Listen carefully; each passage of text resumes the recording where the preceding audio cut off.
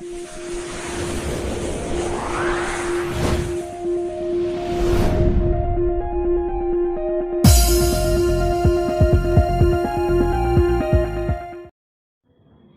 Morning बच्चों, जैसा कि आज का टॉपिक है मैट्रिक्स।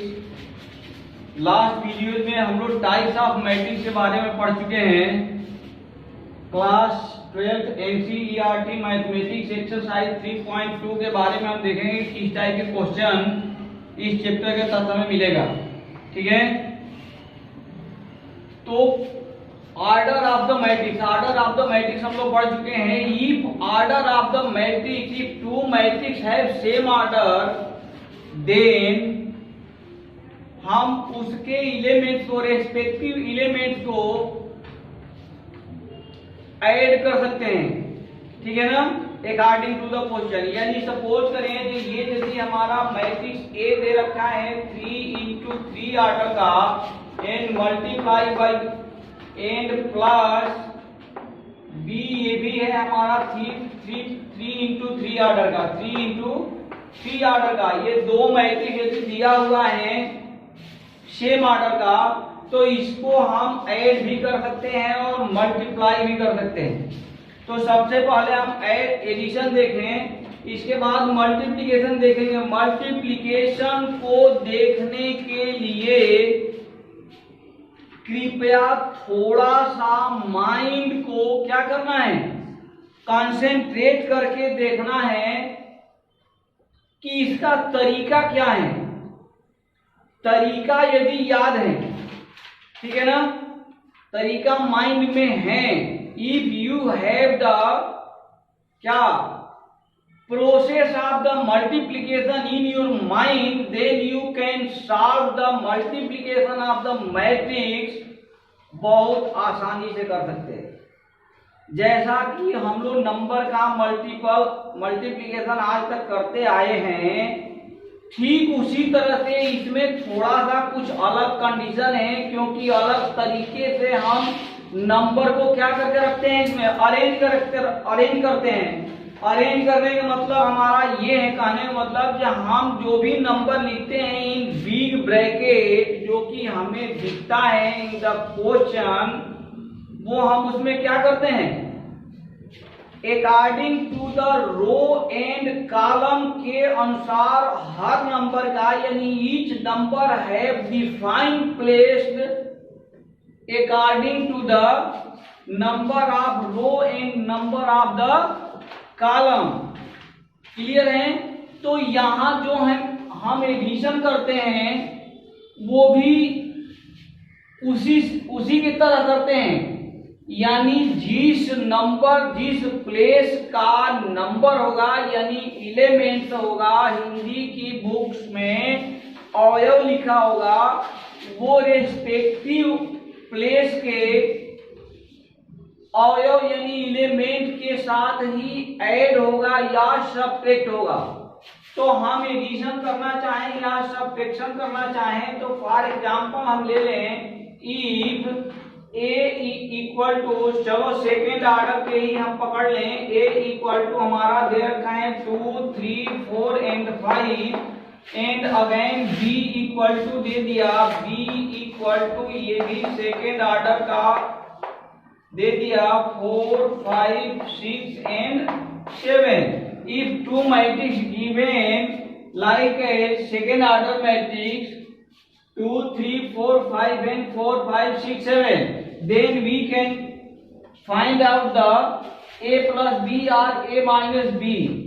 ठीक है ना, अकॉर्डिंग टू द क्वेश्चन। तो a प्लस b यदि हमें निकालना है तो हम क्या करेंगे, a यानी ये हमारा हम जानते हैं, ये हमारा a11 है, a12 है, a21 and a22, a11, a12, a21, a22।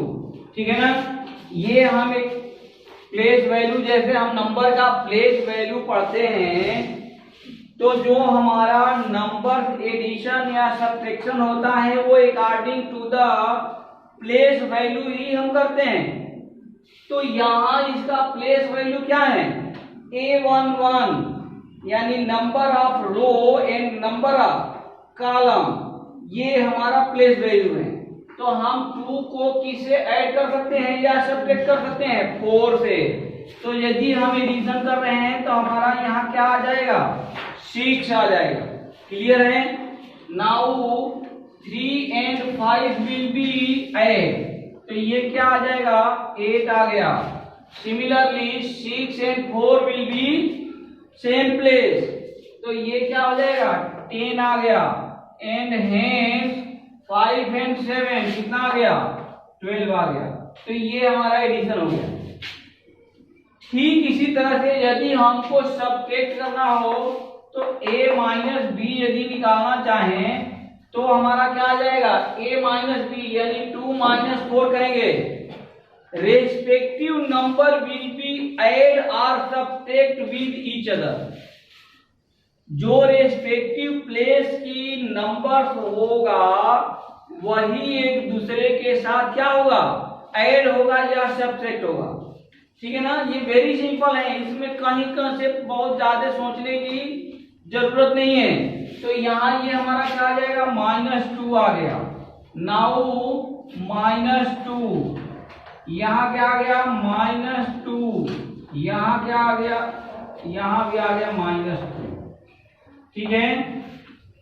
तो ये हमारा a माइनस बी यदि हम निकाले तो ये मिला, a प्लस बी निकाले तो ये मिला। इसके साथ ही if a matrix multiply with a scalar number, यदि हम किसी मैट्रिक्स को किसी स्केलर नंबर से मल्टीप्लाई करें, these are the property of the matrix, अभी जो हम बताने जा रहे हैं। ठीक है ना? तो ये अपने दिमाग में रखें कि यदि किसी मैट्रिक्स को किसी स्केलर नंबर से मल्टीप्लाई करें, then the each element will be multiplied by the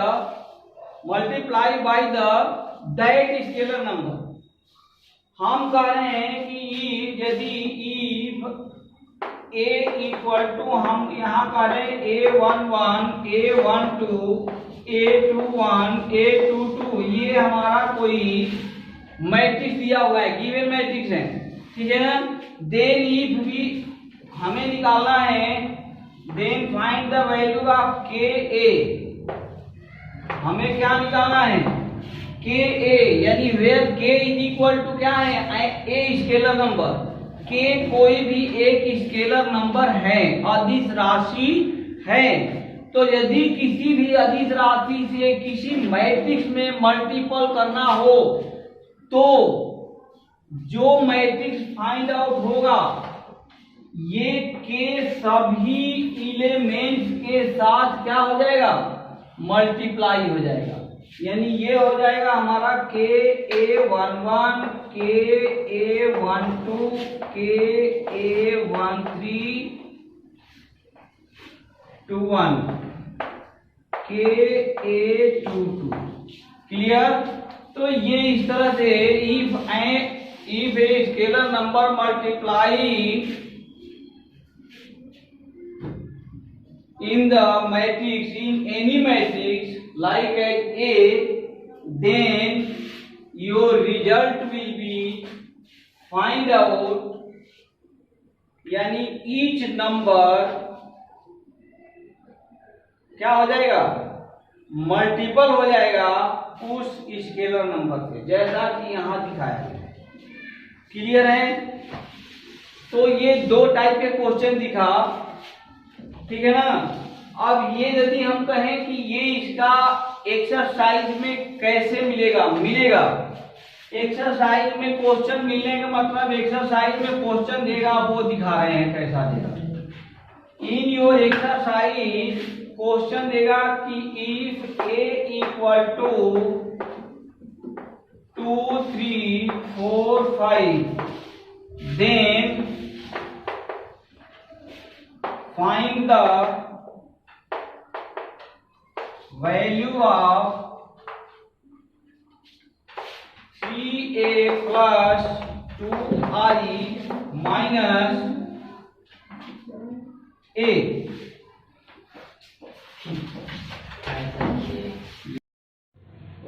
topic हम लोग देख रहे थे अभी, किसी भी स्केलर का गुणन यदि हम मैट्रिक्स में कर रहे हैं तो उस स्केलर पे each of element will be multiply, ठीक है ना।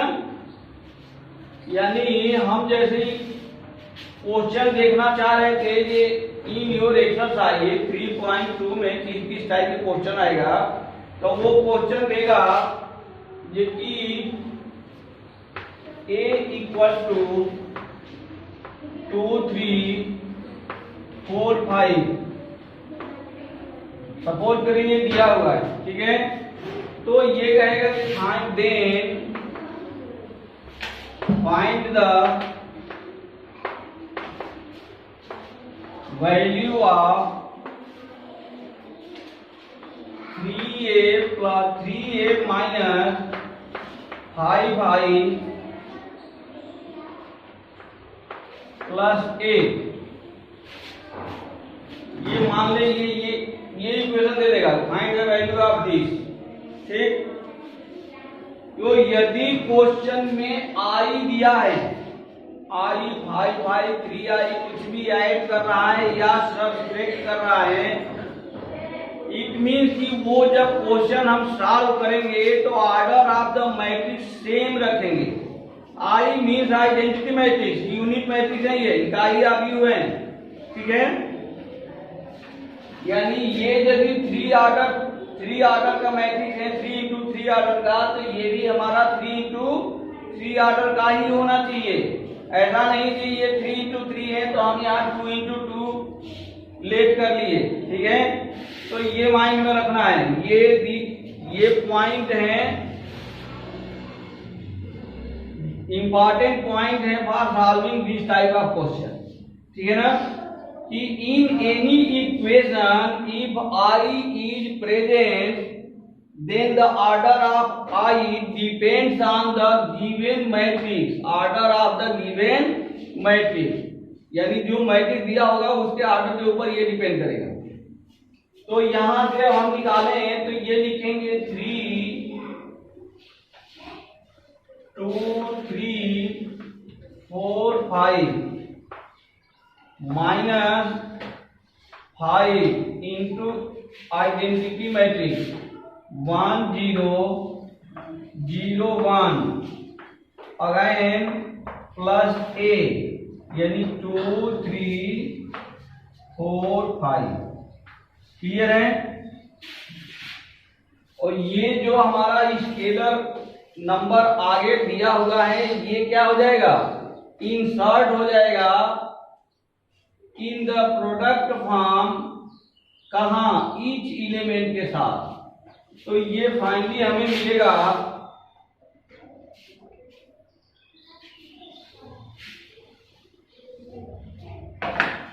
अब ये हमारा क्या हो जाएगा, ये हो गया 6 9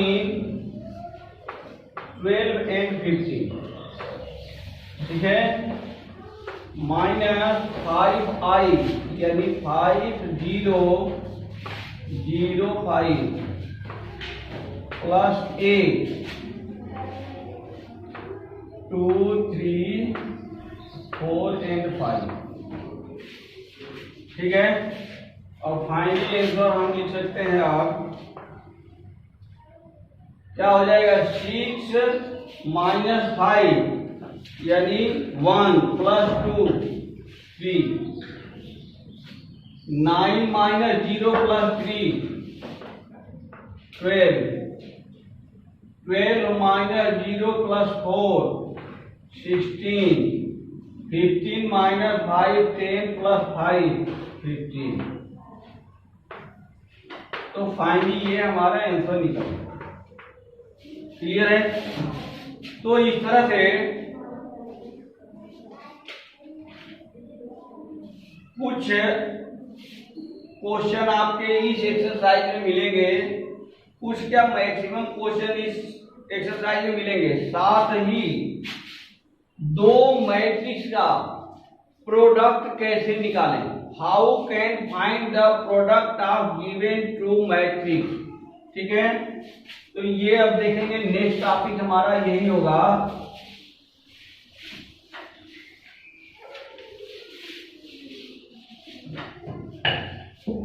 how can find the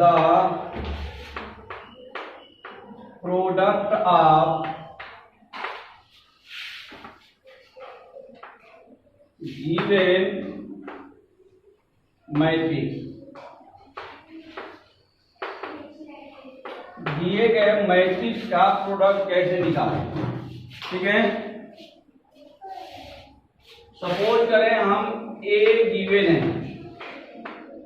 A given है, यही ले लें 2 3 4 5। ठीक है, निकालने के लिए कह रहा है कि फाइंड द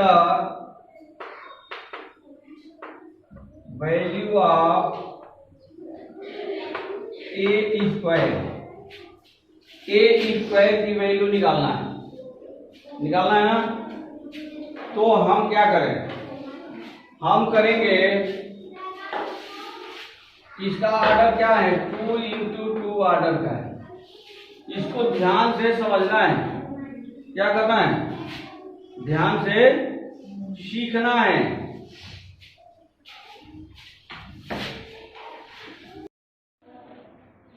ये हमें निकालना है, गिवन है A = 2 × 2 ऑर्डर का एक मैट्रिक्स सिंपल था, और फाइंड करने के लिए कह रहा है find the value of A square. Clear है, तो यहाँ से ए स्क्वायर मीन्स हम जानते हैं ए स्क्वायर इट मीन्स क्या होता है, ए मल्टीप्लाई बाई ए, ये होता है ना।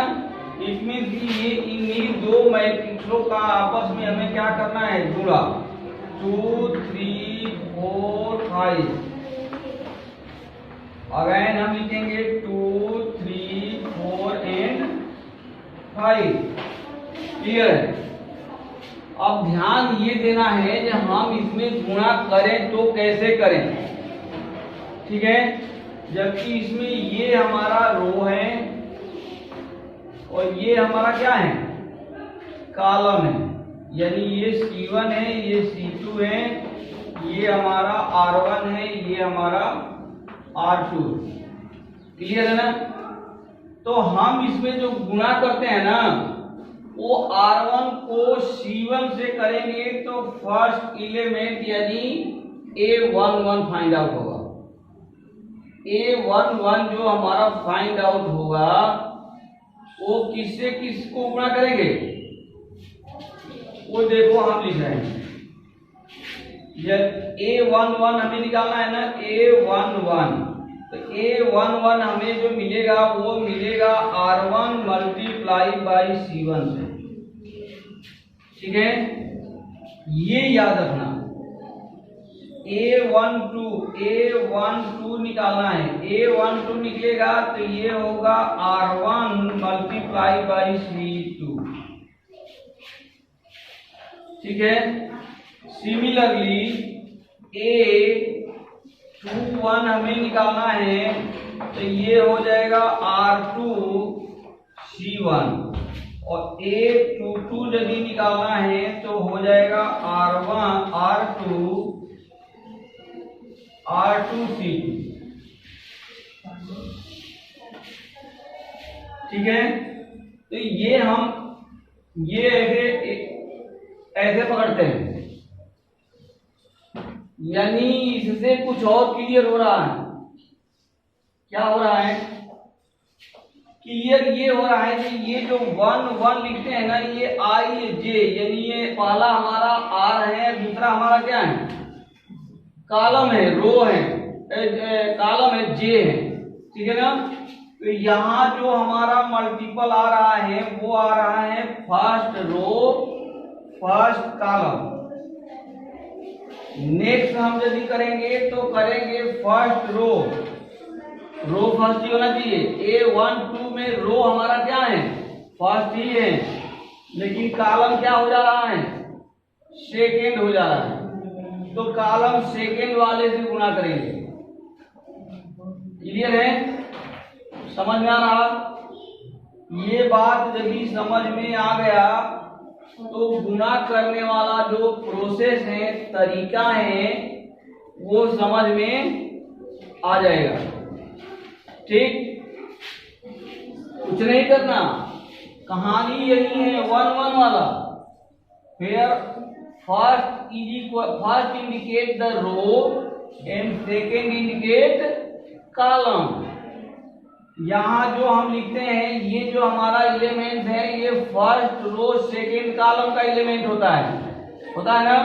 तो ये जो हमारा प्रोडक्ट होगा वो फर्स्ट रो और सेकेंड कॉलम के प्रोडक्ट से फाइंड आउट होगा।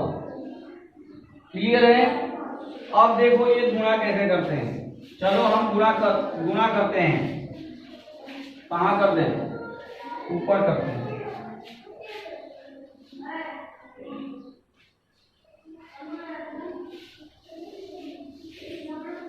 यहां लिखना चाहते हैं, यहां लिख रहे हैं a स्क्वायर इक्वल।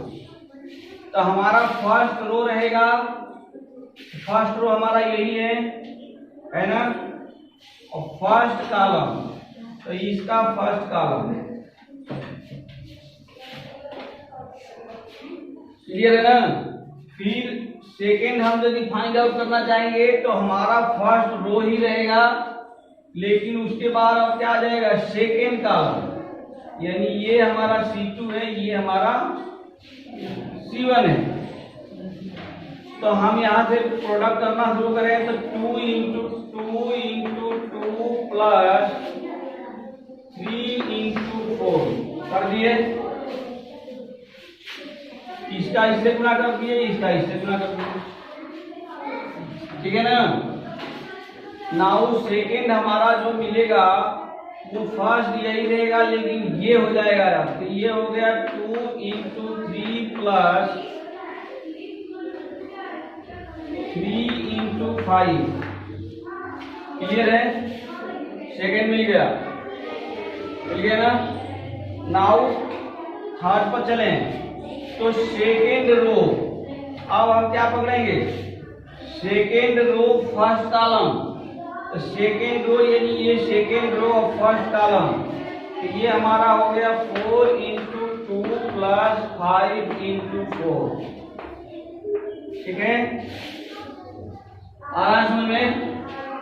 सिमिलरली हम A22 यदि निकालना चाहें तो R2C2 है, यानी R2 and C2 4 into 3 plus 5 into 5 हो गया, मल्टीपल हो गया।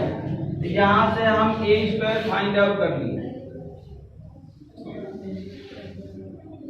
अब क्या करना है? इसको मल्टीपल करके ऐड कर देना है। तो ये हमारा कितना हो गया? 4 इंटू 12 यानी 16। ये हो गया 16।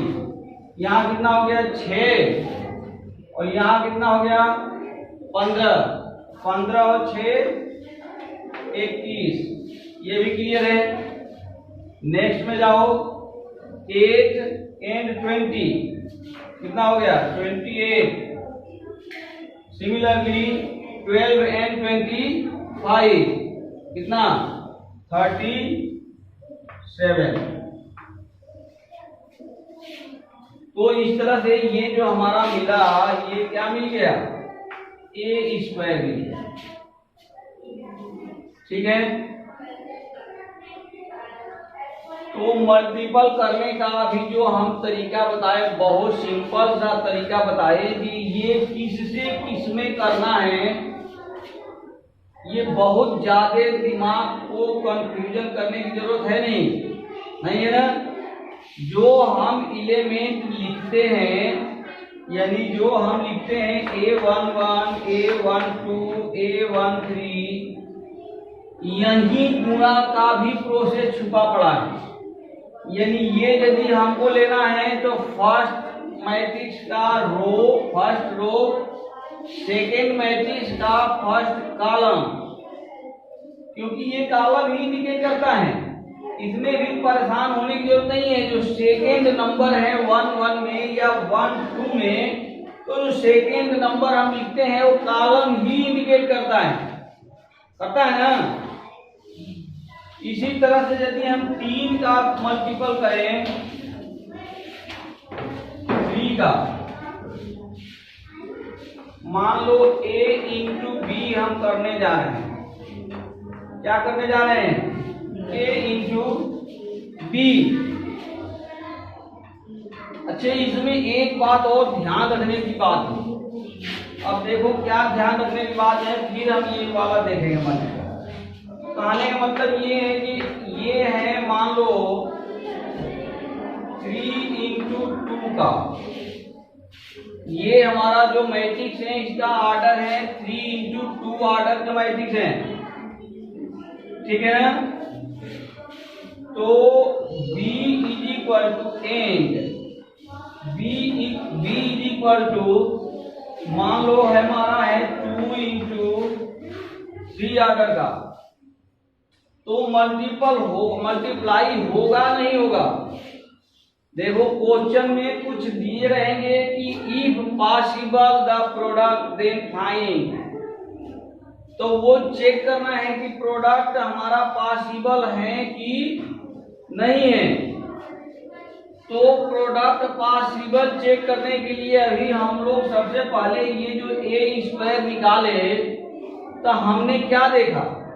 ये फर्स्ट का रो इक्वल होना चाहिए सेकेंड का कॉलम के, अदरवाइज मल्टीप्लाई करोगे, मान लो ये सेकेंड के कॉलम का है ना, ये 3, 5 या 4, 2, ये कॉलम ही है ना, ये कॉलम के एलिमेंट है। तो सेकेंड कॉलम मान लो फर्स्ट के रो 3 है और सेकेंड का कॉलम में 2 है। तो इसका जो फर्स्ट रो सेकेंड का फर्स्ट कॉलम पकड़ते हैं, तो उसमें दो ही एलिमेंट मिलेगा, इसमें 3 एलिमेंट मिलेगा। तो तीसरा का प्रोडक्ट किससे होगा? नहीं होगा, नहीं।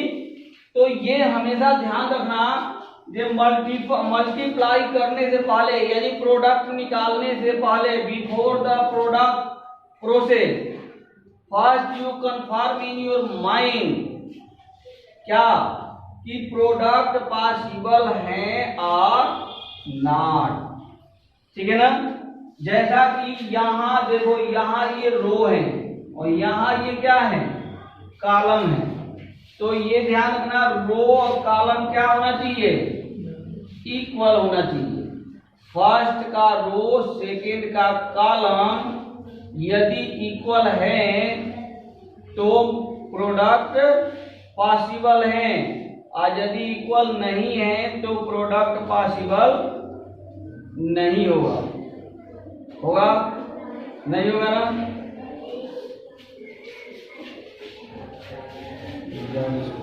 देखना पड़ेगा। तो ये जो अभी हम प्रोडक्ट पॉसिबिलिटी या प्रोडक्ट हम लोग जो देख रहे थे, इसमें जो अभी हम बता रहे थे, इसमें थोड़ा सा और संशोधन करके चलो। संशोधन का मतलब ये है, जब देखो हमें क्या बराबर चाहिए दोनों में, 3 इंटू 2 जो हम लिख रहे हैं, इसके मतलब हमारा क्या है? 3 रो होना चाहिए। कितना होना चाहिए? 3, यानी A1, B1, C1, अच्छा कॉलम 2 ही होना चाहिए, A2, B2, A3, B3। ये हो गया ना 3 इंटू 2 ऑर्डर का मैट्रिक्स हो गया।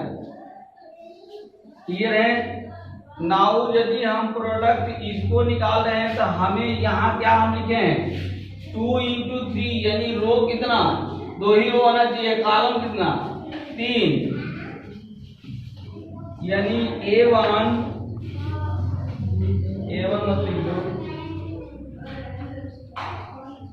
P1,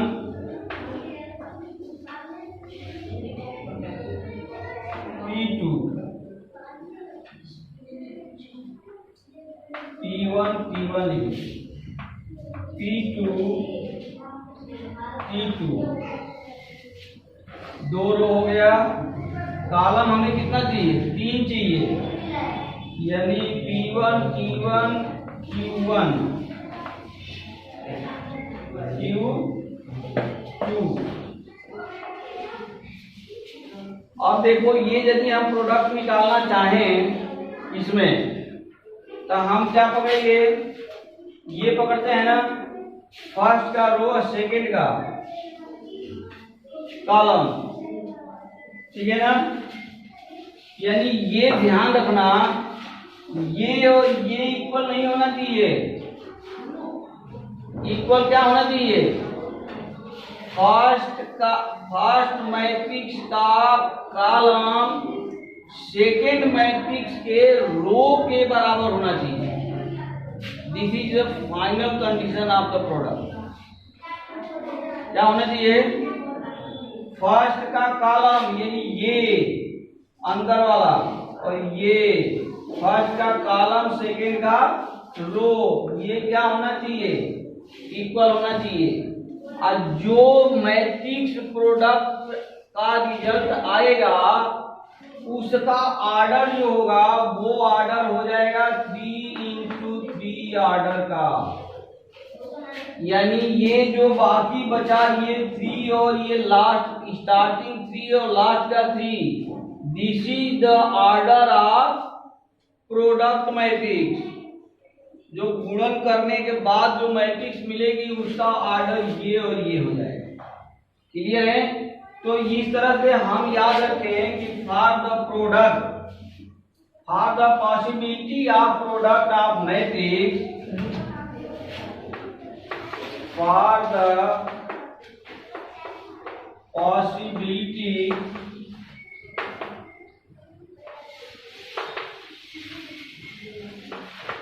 of product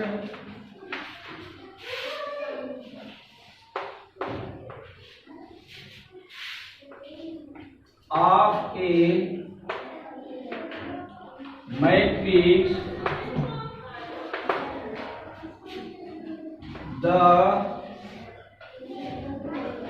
column of first will be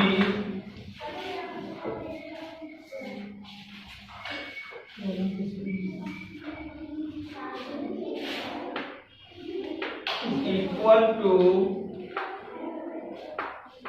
row of second matrix। ठीक है, like A 2x3 and B 3x2, then A into B will be possible। ठीक है, एंड बट अब देखो यदि A 2x3 ऑर्डर का हमने ले लिया और B 3x2 ऑर्डर का ले लिया तो हमारा प्रोडक्ट क्या होगा, पॉसिबल होगा। पॉसिबल होगा ना, क्योंकि इसका कॉलम इसके रो के बराबर है। क्लियर है। तो ये हमारा प्रोडक्ट पॉसिबल है। लेकिन अच्छा यहां 3x3 भी हम लिख सकते हैं, ये ध्यान रखना। हम इसको 3x3 ऑर्डर का भी ले सकते हैं प्रोडक्ट के लिए। ठीक, तो अभी हम 3x2 लिखे थे, लेकिन 3x3 अभी हम इसलिए लिख दिए कि 3x3 लिखने के पीछे कुछ राज छिपा हुआ। वो जो राज छिपा हुआ है वो अभी देखेंगे क्या राज है। अब यदि हम इस सेकेंड वाले को 3x3 कर लिए तो A इंटू बी यदि निकाल रहे हैं तो A इंटू बी में 3 और ये 3 हमारा क्या होना चाहिए, इक्वल होना चाहिए। तो ये तो पॉसिबल है और पॉसिबल के साथ साथ जो ए बी आएगा, ये जो ए बी निकलेगा इसका ऑर्डर क्या आ जाएगा, 2 into 3 आ जाएगा। लेकिन इसके साथ ही यदि हम यदि निकालना चाहते हैं b into a, हम क्या निकालना चाहते हैं b into a, तो b into a यदि हम देखना चाहें तो b का ऑर्डर क्या है 3 into 3 और a का ऑर्डर क्या है 2 into 3। b into, अब देखो इसका कॉलम इसके रो के बराबर है क्या, नहीं है, तो b into a not will be possible।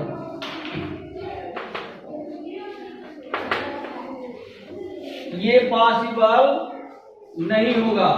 A B तो पॉसिबल है, लेकिन b into a यदि हम निकालना चाहें तो पॉसिबल नहीं है।